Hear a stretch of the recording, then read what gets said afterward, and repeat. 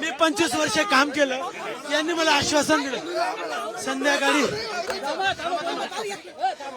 संध्याकाळी यांनी मला 3 वाजेपर्यंत सांगतात, 2:30 वाजेपर्यंत सांगतात तुझं तिकीट आहे. हे म्हणतात तुझं तिकीट आहेच आहे. यांनी वंजारीला या सावेंनी त्यांच्या पीए ला तिकीट दिलं साहेब.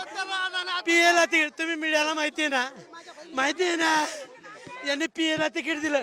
ज्याचं काय साहेब यांनी मला धोका दिला. जनता माझ्या मागे आहे.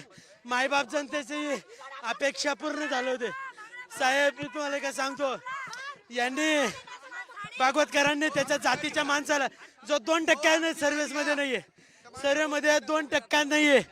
त्यानंतर साहेब मी तुम्हाला सांगतो 2% सुद्धा नाही. त्याचा तो सागर पाले 2% नाहीये, 2% नाहीये तरी त्याला तिकीट दिलं.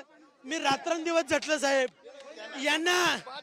साहेब बीजेपी साठी मी तुम्हाला सांगतो साहेब, मी सगळं बर्बाद करून मी बीजेपीत पूर्ण काम केलं. हो साहेब यांना किटा सुद्धा मी दिला करोना काळात. 10,000 मी मास्क वाटले साहेब. साहेब मी डस्टबिन दिलं. आता मला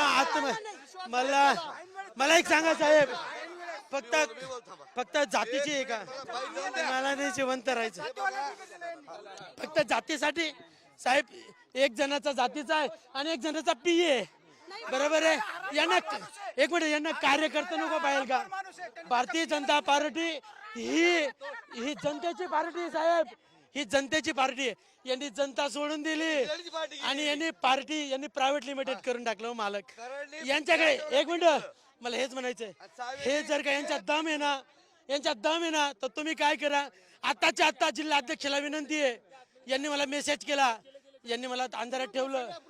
माझ्याकडे प्रूफ आहे. यांनी सर्वे केला. सर्वे आणा. जर मी दिसलो नाही ना तिथं साहेब, मी जर दिसलो नाही ना अन्याय झाला साहेब. एवढा अन्याय नाही सहन करू शकत साहेब. मला मी जनतेसमोर माझी जनता रडते साहेब. नाही साहेब मी काय करायचं नाही का, मला जगायचं नाही.